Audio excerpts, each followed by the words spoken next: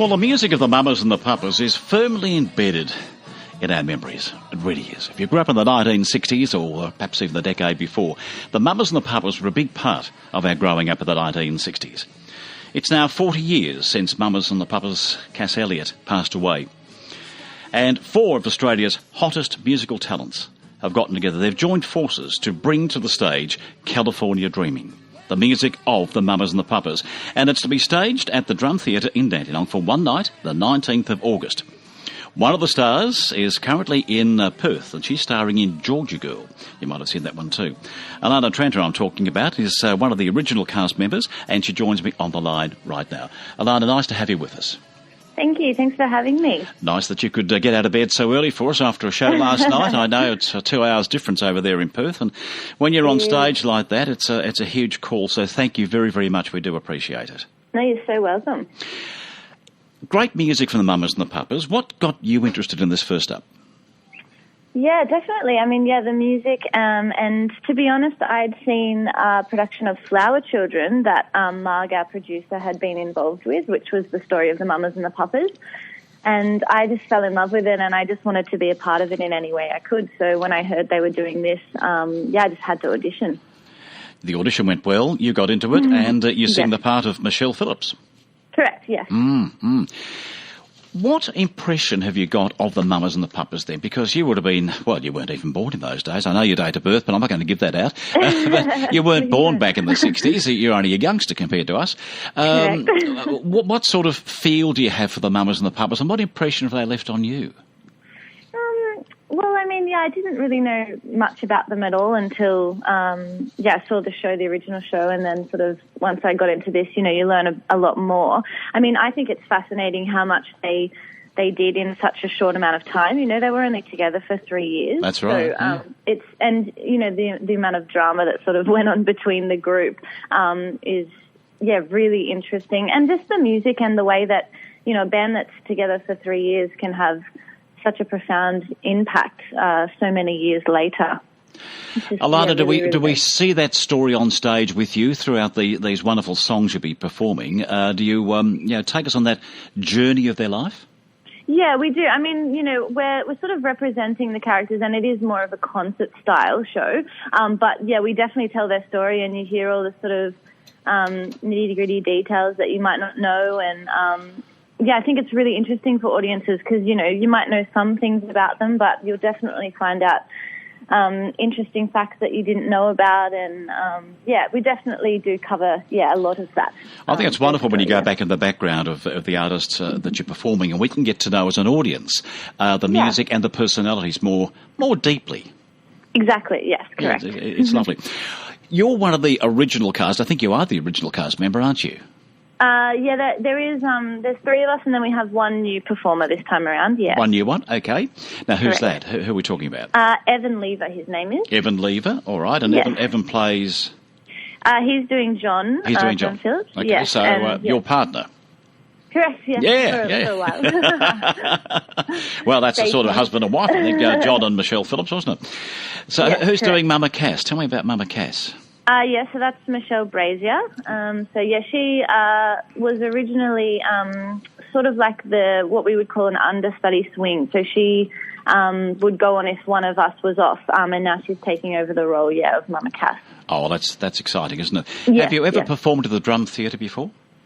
No, I haven't. I don't believe I have, which I'm very excited about. Well, you should be. It's a great space. It's a lovely theatre, and it'll suit what you're doing extremely well. We're going down there, and we'll be there tonight for the marriage of Figaro, Mozart.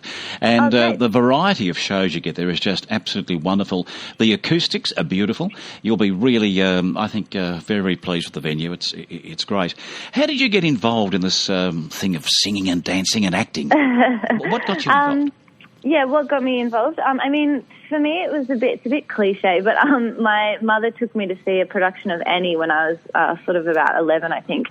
And I just knew after I saw it that was what I wanted to do. So then, of course, it's about getting into dance and singing lessons and all drama classes and all those sorts of things. And then I went to a performing arts university, so I went to the VCA and studied it there.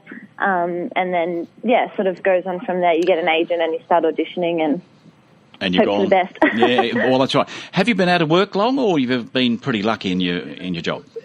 Yeah, no, look, I have been out of work, yeah. Well, it's quite tough. It's a really tough industry, and I've definitely had long stints of time being out of work. I've been really lucky at the moment doing Georgia Girl and things like this. So you just sort of take it when you can and, look at things like creating your own work when you're out of work. And we just don't have a big enough industry over here, unfortunately, but there's a lot you can do. Yeah, on this program, a lot of the interviewees tell me exactly the same as you've just said. This is purely a showbiz program. We always talk to, to artists such as yourself and actors and so on. And they all make that same comment. And it is a shame our population is so small. It will grow. I just heard on the news coming to the studio today that they're predicting Melbourne will have a population of something like 10 million by 2050. Now, that's going to be huge compared to what it is today. Looking at your bio, of course, you're in Georgia Girl now. You're in Melbourne with that too. You're in Ned. You created a part there of Ned in Bendigo. Miss Saigon, you've played in Miss Saigon. Carrie, I think you're in Carrie too from memory. It goes on and on and on. 12th Night, Golden Oldies. Now, that was pretty good, Golden Oldies. You must have had some fun in that one.